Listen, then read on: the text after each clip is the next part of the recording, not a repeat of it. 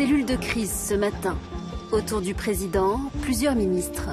À l'ordre du jour, les feux qui ravagent une partie du pays depuis quelques jours. C'est un feu qui est compliqué évidemment à maîtriser, très compliqué à maîtriser. On est confronté en Gironde à un phénomène qui est totalement inédit. Une réunion d'urgence à Paris après un week-end cauchemardesque pour de nombreux Français, notamment dans le sud-ouest. Sur ces images captées par un drone, la commune du Porge a des allures de zone de guerre.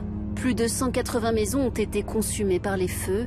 Les habitants peinent à s'en remettre. On est nouveaux résidents depuis le 2 juin. Donc on voulait quand même venir voir. Je suis désolée.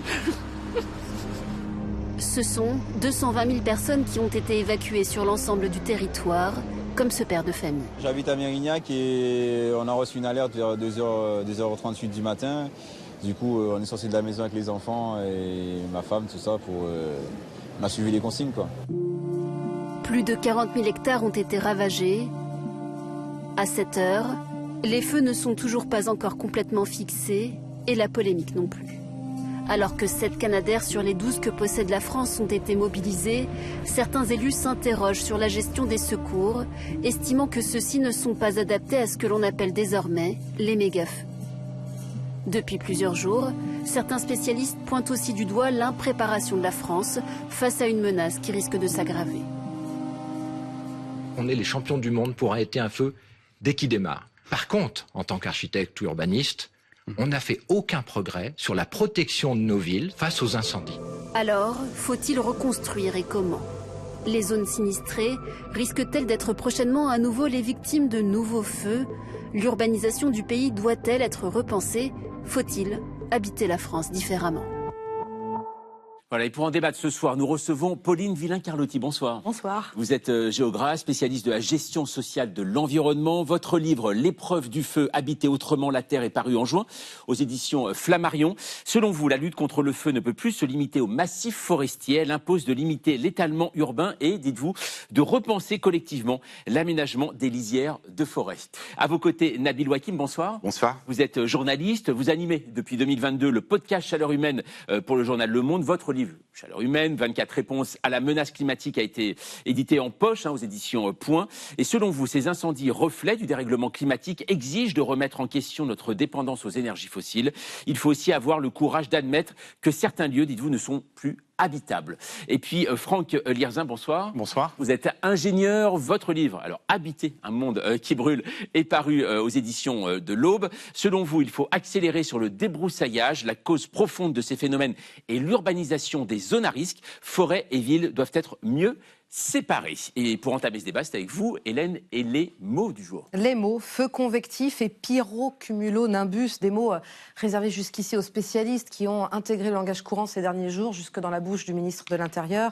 Alors le pyrocumulonimbus, c'est un nuage provoqué par ce feu convectif, un feu qui s'auto-alimente. Pauline Villain-Carlotti, est-ce que c'est la même chose que les méga-feux dont on a parlé en 2022, toujours en Gironde ? Alors les méga-feux, c'est un terme qui a émergé, on va dire, dans le débat plutôt médiatique à partir des années 2018-2020, qui est utilisé de manière pas homogène par la communauté scientifique, parce que méga-feu, c'est un grand feu, et qui pose la question des seuils qui ne sont toujours pas fixés par consensus scientifique. Certains parlent de 10 000 hectares, d'autres de 2 000 hectares. Il y a une grande variabilité territoriale.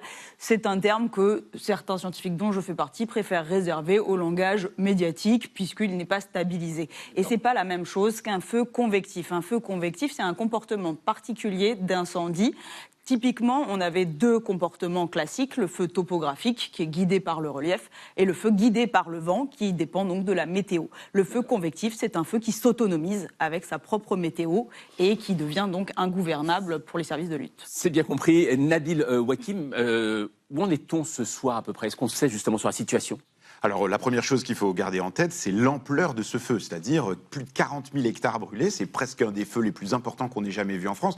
40 000 hectares, on ne se rend pas compte, mais la ville de Paris intramuros, c'est 10 000 hectares, donc c'est 4 fois Paris qui est parti en fumée. Donc il faut se rendre compte de l'ampleur de ce que c'est hallucinant, c'est vraiment plus important même que les incendies qui avaient eu lieu en Gironde en 2022. Et à l'heure où nous parlons, le feu n'est pas stabilisé. Il continue d'évoluer. Il y a eu un peu de répit parce que les températures sont un peu redescendues. Malheureusement, à partir de mardi, mercredi, les températures vont remonter, en particulier dans le sud-ouest. Et ça va créer des conditions de combat contre le feu qui risquent d'être encore plus difficiles pour les pompiers. Voilà, fixé, pas totalement fixé, mais stabilisé. Voilà, ce sont les termes, hein, en tout cas employés par les préfets, l'administration et les pompiers. Je vous propose de regarder d'autres chiffres, hein, toujours aussi effrayants. On est là sur 115 000 hectares parcourus depuis le début de l'année. C'est le ministre de l'Intérieur, Laurent Nunez, qui l'annonce. Entre 30 et 40 départs de feu chaque jour. Franck Lerzin, est-ce que c'est la simultanéité de ces foyers qui crée aussi la rupture là, de l'été ?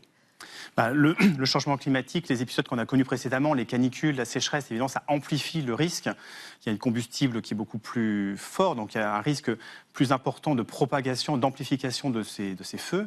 Après, 90% des feux sont d'origine humaine, donc c'est aussi la proximité des forêts, des habitats qui peut être la cause de ces feux. Donc ce qu'on observe aujourd'hui, c'est la multiplication en Gironde, mais aussi en Corse, aussi dans le Var, de ces feux. Et donc le changement climatique va aggraver la vulnérabilité et amplifier ces phénomènes, ces méga-feux qu'on observe aujourd'hui. On va retourner, si vous voulez bien, au Porge, dans cette commune située au nord du bassin d'Arcachon, qui a été en grande partie détruite. Hein. Plus de 20% de la commune est détruite. Il y a 183 maisons carbonisées. Je vous propose de regarder cet habitant qui dit toute sa désolation. Nous étions samedi dernier. Ah mais c'est l'enfer. Vous n'étiez pas là hier. Hier, à 15h, il faisait nuit. Tellement il y avait de fumée. Hier soir, la maison était encore là. Hein. C'est dans la nuit qu'elle a brûlé. Toutes les maisons ont brûlé dans la nuit. Hier, toutes les maisons du bassin d'Arcachon étaient là. C'est parce que tous les pompiers sont partis dans la journée. Les vents ont tourné et on n'avait plus personne pour protéger les maisons. Je vois plus rien là. Je vois plus rien. Je vois de la désolation. Je vois la maison de mes ancêtres. Ma grand-mère est née dans la maison. Il n'y a plus rien. On entend cet habitant dire que les pompiers étaient partis lorsque le vent a tourné, ce sentiment d'abandon qu'on a pas mal entendu ces derniers jours. Pauline Villain-Carlotti, est-ce qu'il y a eu un manque de moyens, comme on peut l'entendre dans les critiques ? Alors, pour le manque de moyens, c'est pas... comment dire ? Vous avez parlé tout à l'heure de la simultanéité des feux. Ça a toujours été le problème des pompiers et l'angoisse de la saturation du capacitaire. Là, en plus, on est dans une configuration où c'est plus seulement à l'échelle zonale méditerranéenne que le capacitaire risque d'exploser, mais c'est à l'échelle nationale. On a des feux absolument partout qui se déclenchent depuis le début de la saison, qui remontent vers le nord. On a eu des feux à Fontainebleau en Bretagne. Donc les pompiers sont dans un jeu de solidarité quand ils peuvent, mais avec l'envoi de colonnes de renfort dans tous les sens pour essayer de faire ce qu'ils peuvent. Et de toute façon, le capacitaire ne suffira pas s'il n'y a pas une prise en compte de l'aménagement du territoire. Mais là, ce qui est sûr, c'est que ce feu, on en a parlé, c'est un feu convectif, donc il crée son propre vent. Et ça veut dire qu'il peut changer à tout moment de direction. Il devient difficile à combattre. Très difficile à combattre et très difficile à prédire. Et donc les feux, les pompiers peuvent avoir quitté la zone pour aller défendre d'autres points sensibles. Et il revient. Il est imprévisible. Et c'est ce qui rend sa gestion impossible pour les forces de secours pour sur faire place. face à ces feux, la solidarité européenne a été enclenchée. Les différents pays qui envoient des hommes ou des avions. Mais on est dans le même temps dans des feux en fait qui touchent plusieurs pays. Il n'y a pas que la France, il y a également l'Espagne et l'Italie. Est-ce que donc c'est tenable dans le temps ? Ça fait partie des enjeux qui sont liés au changement climatique, c'est-à-dire on sait que le réchauffement climatique, il nous conduit à avoir des feux qui sont plus intenses, comme on vient de le dire, plus réguliers et aussi sur des saisons qui sont plus longues et qui peuvent toucher plusieurs endroits en même temps. Et donc on se retrouve là face un peu à nous-mêmes et à notre absence de préparation, non pas spécifiquement sur le nombre de canadaires qu'on aurait ou le nombre de pompiers à disposition, mais plus globalement à l'échelle européenne sur notre manque de préparation face aux effets du changement climatique, les canicules, les sécheresses, les incendies de ce type-là, où en fait, évidemment, ils peuvent se produire et ils vont se produire dans les années qui viennent de manière beaucoup plus récurrente et sur des territoires beaucoup plus importants de manière simultanée. Les incendies qui ont lieu ces jours-ci en Espagne sont des incendies massifs qui menacent la région de Madrid. Ce qu'on a, nous, en France, et c'est une saison d'incendie qui est très importante, et on est simplement fin juillet, il faut considérer que, même s'il peut y avoir des critiques parfois sur l'organisation des pompiers qu'on peut entendre, mais les pompiers, ils sont déjà épuisés. On est fin juillet, il y a déjà eu 3 morts, il faut quand même le dire, chez les pompiers. Heureusement, il n'y a pas de victimes civiles à déplorer, mais il faut souhaiter que ce soit le cas pendant la suite de la saison. Ce que je veux dire, c'est qu'on on est rentré ces dernières années dans une phase du changement climatique que les scientifiques nous annonçaient depuis longtemps, mais dans laquelle, eh bien, il faut comprendre que les événements climatiques extrêmes, canicules, sécheresses, incendies de taille très importante, en fait, ça va devenir aussi la norme et pas l'extraordinaire. Et donc, c'est à ça qu'il faut se préparer, pas à des événements exceptionnels, mais à des événements récurrents qui sont dangereux pour notre sécurité et notre santé. Récurrents, on parlait justement de cette même forêt tout à l'heure avec 2022, cet incendie à la dune du Pilat, en effet, qui avait déjà attaqué cette forêt de Gironde et des Landes. Mais pourquoi cette forêt, Pauline Villain-Carlotti, est-elle particulièrement fragile? Pourquoi est-ce qu'elle brûle aussi violemment, celle des Landes, celle de Gironde? Alors parce que avant d'être une forêt, c'est une plantation de pins, donc une forêt monospécifique avec une seule essence, ce qui la rend particulièrement homogène. Le pin, c'est une essence très inflammable, donc pour les incendies, ça va favoriser la propagation des incendies. Et cette forêt, comme elle est exploitée pour l'activité sylvicole, elle est généralement plantée au même moment, elle atteint sa maturité à la même période, et donc on a un continuum de combustible sur de très grandes superficies. Donc ça fait un effet domino. Quand un pin s'embrase, il va se propager sans avoir aucune rupture de combustible à perte de vue, ce qui fait qu'on a 42 000 hectares aujourd'hui, en 2022, on avait eu aussi de très grandes superficies incendiées, parce que justement, il n'y a pas de rupture de combustible dans ces forêts. Alors Julia, on va voir avec vous que depuis plusieurs jours, on a vu des civils tenter de débroussailler les terrains pour freiner les feux. Et il s'avère justement que le débroussaillement devant les propriétés est obligatoire. Mais alors justement, que dit la loi ? En fait, la loi dit que les propriétaires ont donc l'obligation de débroussailler leur terrain ou les abords de leurs habitations. C'est ce qui est prévu par le Code forestier. Concrètement, si vous êtes propriétaire, vous devez d'abord vérifier si vous êtes dans une zone à risque incendie, si vous êtes soumis à cette fameuse OLD, obligation légale de débroussaillement, vous rendant sur le site officiel Géorisque. Si vous êtes concerné, vous devez procéder au nettoyage de votre propriété dans un rayon de 50 mètres autour de votre maison. Si ça empiète sur le terrain mitoyen, vous devez quand même poursuivre le débroussaillement en informant votre voisin de cette obligation. Alors, débroussailler, qu'est-ce que ça signifie concrètement ? Eh bien, ça ne veut pas dire dénuder complètement son terrain, mais organiser la végétation autour de son logement pour éviter la propagation des feux. Première étape, élaguer les arbres ou les arbustes. Il est recommandé de le faire à l'automne ou pendant l'hiver. Et puis, deuxième étape, couper les branchages ou les herbes. Opération plutôt recommandée au printemps. Alors, attention, ne pas débroussailler expose à des sanctions pénales et administrative, notamment une amende pouvant aller jusqu'à 50 € par mètre carré non débroussaillé. Franck Lirzin, les autorités, on l'a vu, ont lancé plusieurs fois ce message de responsabilité pour les propriétaires en disant il faut débroussailler autour de chez vous. Et en même temps, on apprend par le procureur de Bordeaux que l'origine du méga-feu de Gironde serait très probablement liée à une opération de débroussaillement d'Enedis. Est-ce que ça veut dire concrètement que le débroussaillement est une opération risquée ? Alors, face aux incendies, la meilleure lutte, c'est la prévention. Donc, c'est ce que vous dites, c'est qu'il faut travailler en amont des incendies, pendant les saisons froides ou humides. Et après, il faut éviter que l'incendie il arrive jusqu'aux habitations. Et donc, il faut débroussailler pour éviter la propagation. Il faut s'assurer que les arbres sont bien entretenus. Donc ça, c'est la première façon de lutter. Et aujourd'hui, effectivement, même si cette obligation existe, elle n'est pas toujours appliquée. Pourquoi ? Parce qu'elle peut être, elle peut être coûteuse, elle peut être contraignante, elle peut ne pas être connue. Et donc, on voit dans certaines communes, dans certains endroits, ça n'a pas été fait suffisamment. Et donc, ça va accélérer la propagation des incendies. Il n'est appliqué qu'à 30%, selon les chiffres. Seulement 30% aujourd'hui des personnes et des communes appliquent ce débroussaillement. Ça paraît assez improbable. Ça dénote une absence de culture du risque, en fait, où on a installé des fois des maisons, ce qui était vu dans le reportage, qui sont là depuis très longtemps. Où on se dit que finalement, on peut être épargné par le risque. Et le changement climatique nous montre que non, puisqu'en fait, on va connaître des incendies qu'on n'avait jamais connus par le passé. Donc, il faut se préparer à quelque chose de nouveau dans le sud, mais pas que. Vous montriez la carte où vous voyez que toutes les régions du sud sont concernées, mais on voit que le risque de feu de végétation, il va monter vers le nord et qu'en 2050, y compris dans les régions du Nord-Pas-de-Calais, on peut être concerné. Donc, c'est vraiment un enjeu extrêmement fort pour l'ensemble du territoire national de comprendre que le débroussaillage, c'est une priorité pour prévenir les incendies partout. Alors, on nous demande de débroussailler, on nous dit aussi qu'il ne faut pas trop tondre, qu'il faut laisser des prairies au nom de la biodiversité, laisser les arbres, etc. Comment est-ce qu'on s'y retrouve, Pauline Villain-Carlotti ? Oui, le Conseil d'État a d'ailleurs rappelé en février dernier que la prévention des incendies ne devait pas se faire au détriment de la préservation de la biodiversité. D'accord. Donc ça met une complexité supplémentaire. Mais comme vous l'avez rappelé tout à l'heure dans votre présentation de la réglementation, ça n'implique pas d'avoir un terrain complètement dénudé.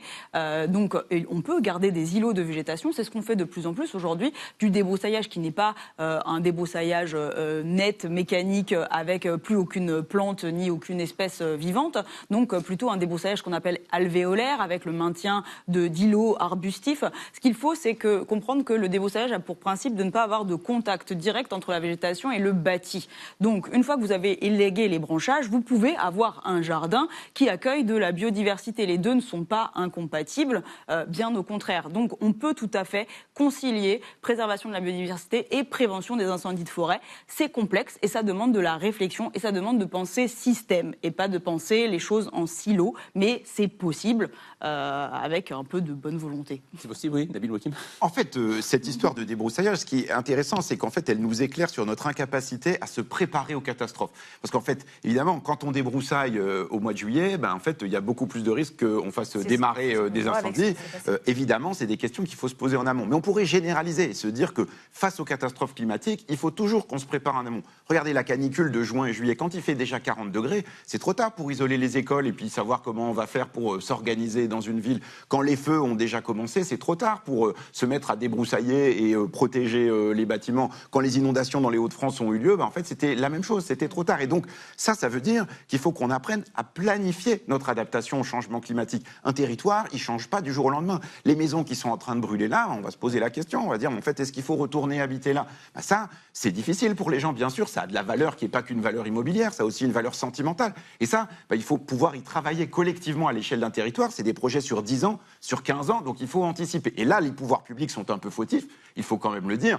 Laurent Nunez fait ce qu'il peut aujourd'hui, mais c'était le ministre de l'Intérieur, c'était la même chose quand Gérald Darmanin en 2022 était ministre de l'Intérieur. Il focalise uniquement sur le fait que ces incendies sont d'origine humaine aujourd'hui. C'est vrai, ils ont raison, ils sont d'origine humaine, mais en fait, leur origine réelle, la raison pour laquelle ils sont aussi puissants, c'est le réchauffement climatique. Et ce réchauffement climatique, il ne va pas s'arrêter parce qu'on aura mieux protégé une forêt. Donc il faut se préparer à ces événements de manière collective. Vous dites qu'il faut se préparer exactement à ces événements collectifs et aussi parfois tout simplement ne pas construire n'importe où. On l'a vu, on va le voir encore avec notre archive. Alors là, on ne parle pas de feu, mais d'inondation en 2010 à la Faute-sur-Mer en Vendée.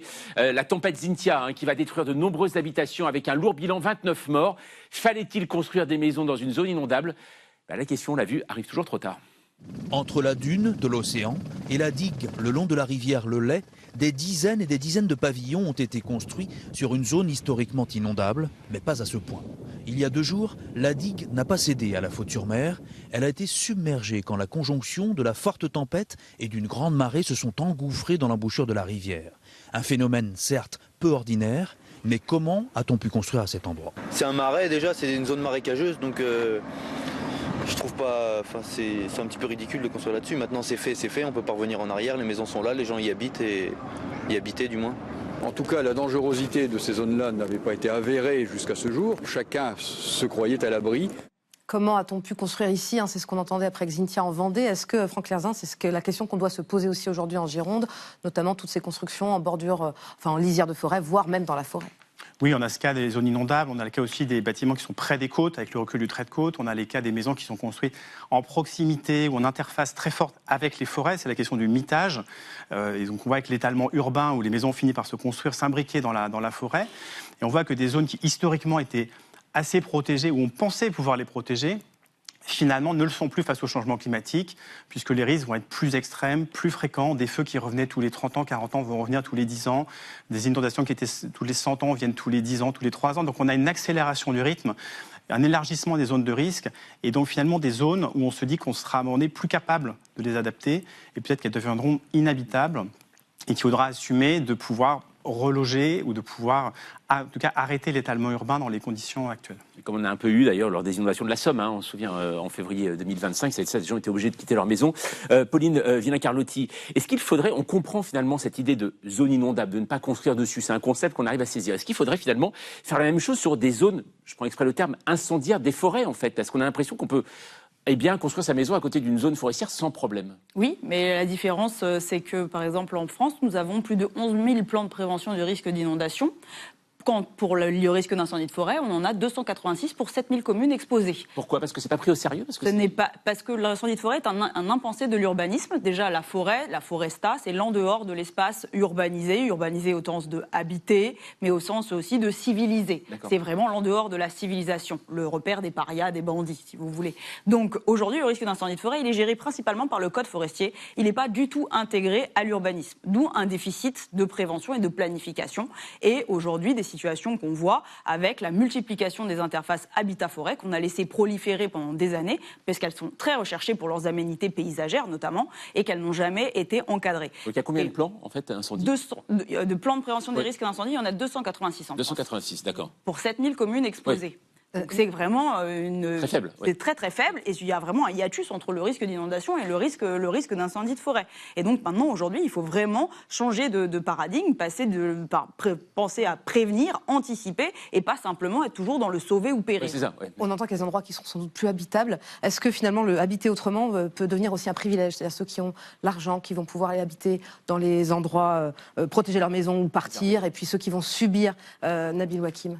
Ça, c'est un des risques que pose le changement climatique, c'est qu'il est profondément inégalitaire dans la manière dont les uns et les autres sont touchés. On l'a vu avec la canicule. Quand on a la clim chez soi, la clim dans sa voiture et la clim au bureau, on vit la canicule d'une manière très différente que si on n'a jamais accès à de la climatisation ou à des endroits de fraîcheur dans une ville très dense, par exemple. Donc oui, évidemment, ça, c'est les problèmes qui vont se poser, y compris pour les assurances.